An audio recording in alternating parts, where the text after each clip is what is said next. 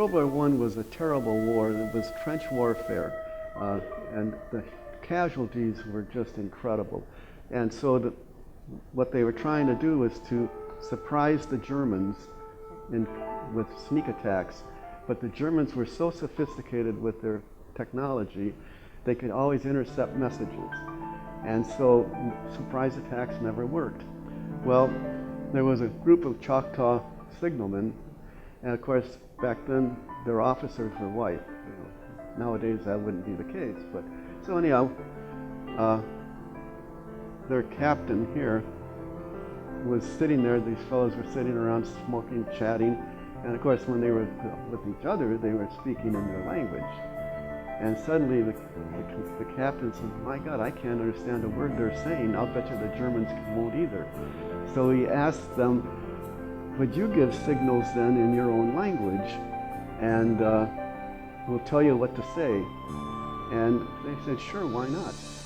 And it's hard to believe, but the very first time they did this, the surprise attack worked against the Germans. And within a very short time, the war ended, because the whole table turned over. And of course, the reality is Indians in their language don't have the same kind of words we have in our language. For example, such a thing as a tank, an airplane, and regiments. So these Choctaws came up with their own little language, like it would be the machine gun.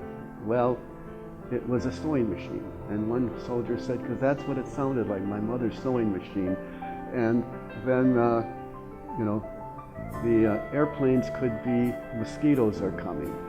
And, they would just interpret, but, the people who were talking to each other understood what it was. But after World War I, then the Army said, this thing really worked. If we ever have to do it again, let's make it more sophisticated. So they actually set up a school for code talkers and created a real language for code talkers.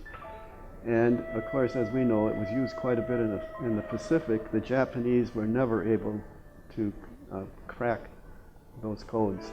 But it all goes back to these Choctaw soldiers in World War I.